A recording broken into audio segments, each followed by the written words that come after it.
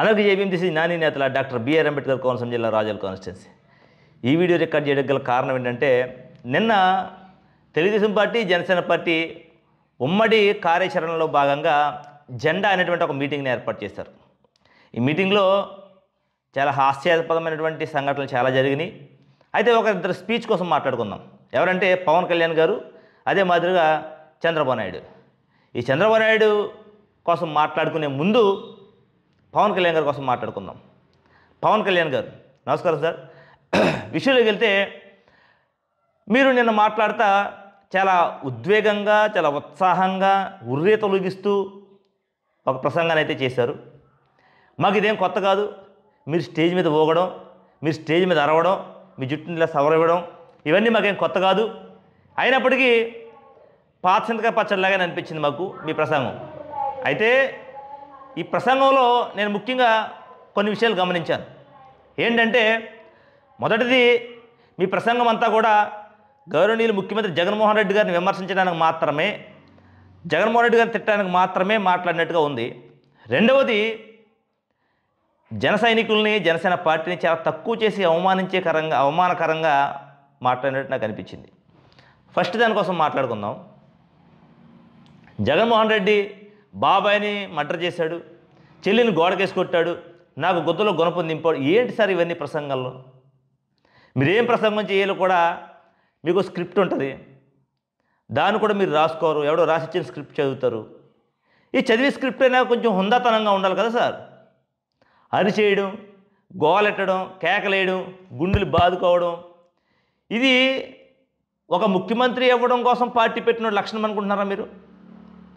అంటే ఆ లక్షణం అయితే కాదు. ఎందుకంటే మీరు ముఖ్యమంత్రి అవ్వడం కోసం పార్టీని పెట్టలేదు ఫస్ట్ ఆఫ్ ఆల్. ఎందుకంటే మిమ్మల్ని 2014 ఎన్నికల్లో మీ ప్రసంగాలు చూశాను నేను, 2019 ఎన్నికల్లో మీ ప్రసంగాలు చూశాను నేను, ఇప్పుడు 2024 కోసం మీరు మాట్లాడుతున్న ప్రసంగాలు చూశాను నేను. నేను ఒకటి అడుగుతూ ఉన్నాను సార్ పవన్ కళ్యాణ్ గారు మిమ్మల్ని, జన సైనికులను కూడా. అంటే మీరు మాట్లాడినటువంటి మాట అంటే వెంటనే మర్చిపోతారా సార్ మీరు? నాకు అర్థం కాదు. అంటే ఏదైనా ఒక స్టేట్మెంట్ ఇచ్చినప్పుడు, ఒక స్టేట్మెంట్ మనం ఇచ్చినప్పుడు ఆ స్టేట్మెంటు ఇంతకుముందు మనం ఏం మాట్లాడామనేది మర్చిపోతారా? లేకుంటే పూర్తి స్థాయిలో రాజకీయాల్లో లేకపోవడం వల్ల, అంటే ఒక అడుగు సినిమాల్లో, ఒక అడుగు రాజకీయాల్లో వేయడం వల్ల మీకు అవగాహన లోపం వస్తూ ఉందా అనేది నాకు చిన్న డౌట్ అని మనం ఉంది సార్. ఎందుకంటే నేను గతంలో చాలా చూసాను సార్ మీవి. అంటే ఈ ఒక్క సభ కోసం మాట్లాడలేదు సార్ నేను.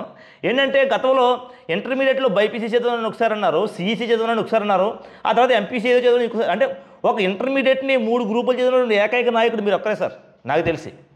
అంటే ఇక్కడ మీ చదువు కోసం, మీ క్వాలిఫికేషన్ కోసం నేను మాట్లాడడానికి ఈ వీడియో చేయట్లేదు సార్. అంటే ఒకసారి ఇచ్చిన స్టేట్మెంటు, ఓహో మనం ఎంపీసీ చదవని చెప్పి మాట్లాడాం కదా, ఇవాళ మరలా ఇది అంటున్నాం కదా, రేపు పొద్దున్న ఇది పబ్లిక్లో వస్తుందేమో, అంటే ఇటువంటి అవగాహన ఉన్నదా అని అడుగుతున్నాను సార్. అయితే ఎందుకు ఇది మాట చెప్తా ఉన్నానంటే, 2014లో ఒకసారి వెనక్కి వెళ్ళి చూసుకోండి సార్.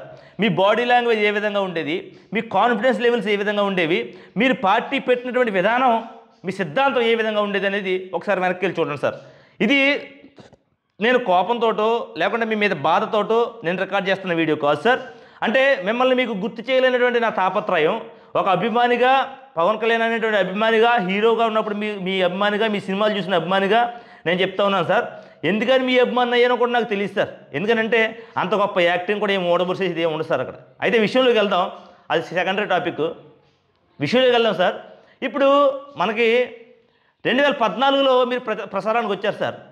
అప్పుడు పవన్ కళ్యాణ్ అనేటువంటి వ్యక్తి ఎక్కడా పోటీ చేయలేదు సార్. కాబట్టి జన సైనికులందరూ కూడా చంద్రబాబు నాయుడికి సపోర్ట్ చేయాలి, తెలుగుదేశం పార్టీకి సపోర్ట్ చేయాలి అని చెప్పేసి మీరు మాట్లాడారు. ఆ మాటను తీసుకుని పాపం జన సైనికులంతా కూడా చంద్రబాబు నాయుడికి సపోర్ట్ చేశారు. పాపం ఆయన ముఖ్యమంత్రి అయ్యాడు. 600 అబద్ధ హామీలు ఇచ్చాడు, ఒక్కడు కూడా నెరవేర్చలేదు. ఆఖరికి మేనిఫెస్టో డిలీట్ చేసుకుని పోయాడు. ఇది అడిగితే సుమారుగా ఇంకో సంవత్సరంలో ఎలక్షన్ వచ్చేది అనిపించుకుని మీరు వచ్చారు సార్. మీరు వచ్చి మీ ఇష్టానుసారంగా ఊగి మరలా మీరు ప్రసంగాలు మొదలుపెట్టారు సార్. మీ ప్రసంగాలు ఏమంటారు?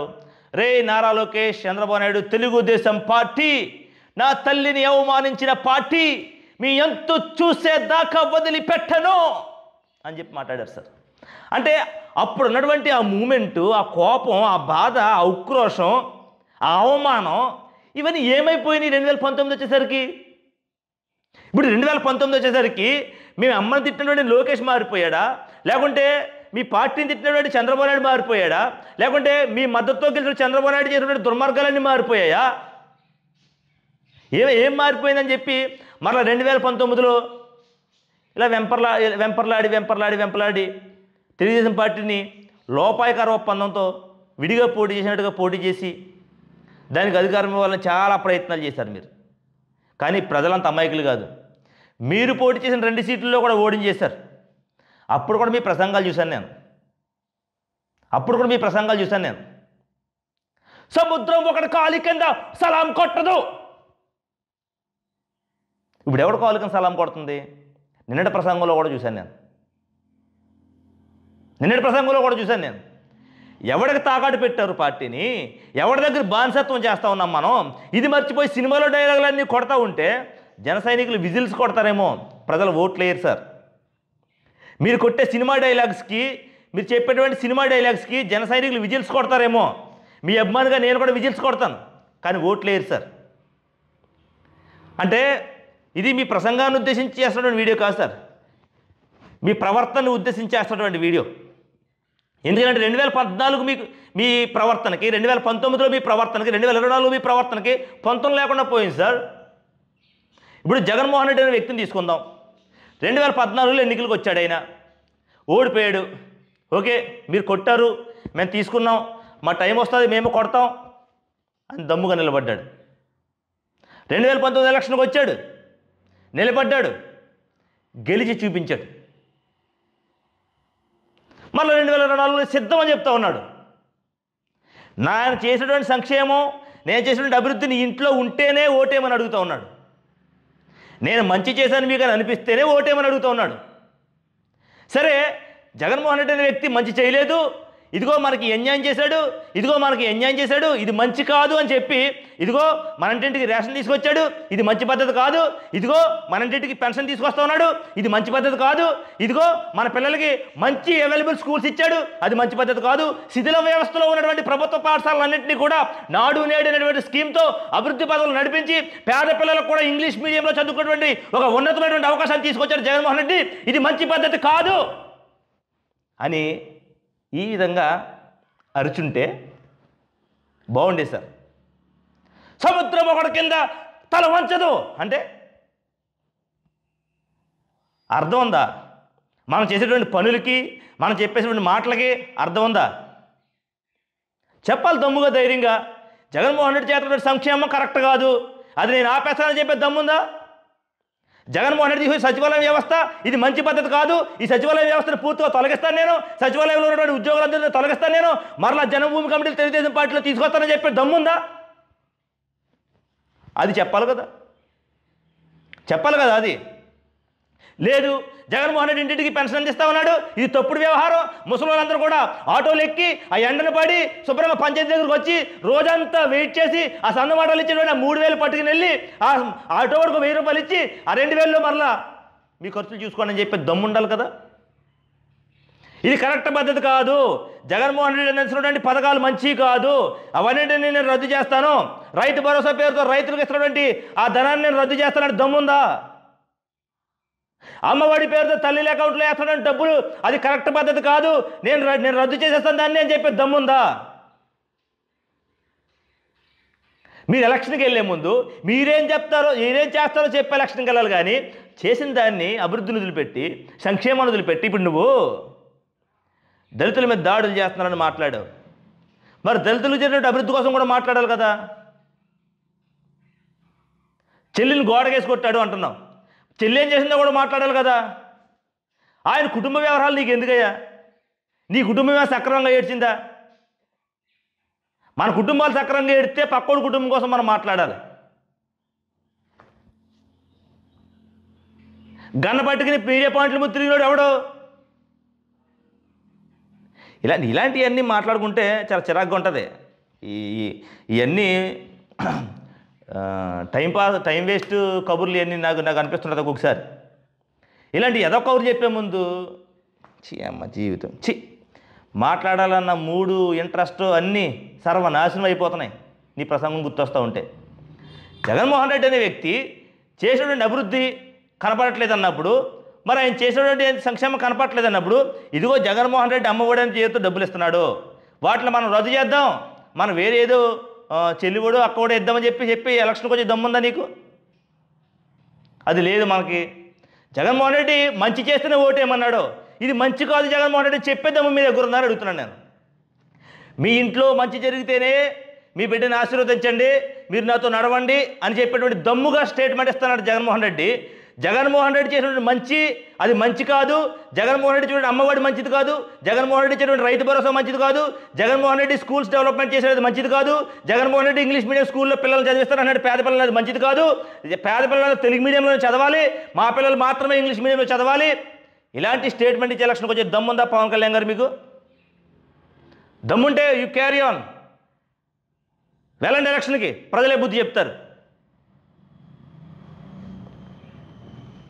జనసేన పార్టీ కోసం ఇక సెకండ్ టాపిక్లోకి వెళ్తే జన సైనికుల కోసం మాట్లాడుతున్నాడు ఈయన.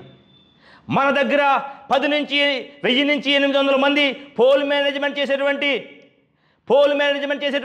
10 నుంచి 800 మంది కార్యకర్తలు మనకున్నారా అని మాట్లాడుతున్నాడు పవన్ కళ్యాణ్. ఏం తెలుసా జన సైనికుల కోసం నీకు? నువ్వు జనాల్లోకి వచ్చి జన సైనికులతో పాటు తిరుగుంటే నీకు తెలిసేది కదా జన సైనికుల యొక్క కష్టం. నీ పార్టీ 130 స్థానాల్లో పోటీ చేశావు, రాజోల్లో మాత్రం నీ పార్టీ గెలిచిందంటే జన సైనికులు ఎంత కష్టం ఓడ్చారో, ఇక్కడ ఎంత చెమట ఓడ్చారో తెలుసా నీకు? తాపీ మేస్తులు కూడా ఇంట్లో డబ్బులు పట్టుకొచ్చి పార్టీ కోసం ఖర్చు పెట్టేటువంటి కార్యకర్తలు తెలుసా నీకు?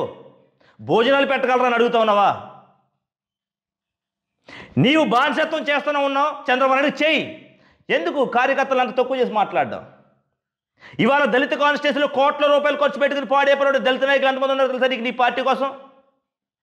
ఇవాళ కాపు సామాజిక వర్గంలో ఎంతోమంది నాయకులు ఎకరాలు భూములు అమ్ముకుని నీ పార్టీని ఈ 10 సంవత్సరాల నుంచి పోషించిన నాయకులు ఎంతమంది ఉన్నారో తెలుసా నీకు? ఇక చంద్రబాబు నాయుడు ఇచ్చినటువంటి ప్యాకేజీ కోసం వాడికి పార్టీని తాకాడు పెట్టి కేవలం 24 సీట్లు మాత్రం నువ్వు తీసుకుని ఇవాళ జన సైనికుల్ని, కాపు సోదరుని, కాపు సామాజిక వర్గాన్ని అవమానించింది నీవు పవన్ కళ్యాణ్. మీరు మరలా జగన్మోహన్ రెడ్డి కోసం మాట్లాడడం, నీ పార్టీ కోసం ఎకరాలు భూములు అమ్ముకున్న వాళ్ళు రోడ్ల మీద పడి ఏడుస్తూ ఉన్నారు. ఇవాళ వాళ్ళ పరిస్థితి ఏంటో ఆలోచించండి. ఉన్న ఆస్తులు అమ్ముకుని రోడ్ల మీద పడ్డ వాళ్ళ పరిస్థితి ఏంటో ఆలోచించండి. కన్నీళ్లు కార్చినటువంటి వీర మహిళల పరిస్థితి ఏంటో ఆలోచించండి. ఈ ఆడబిడ్డలు ఉసురు తగలకపోదు మీకు.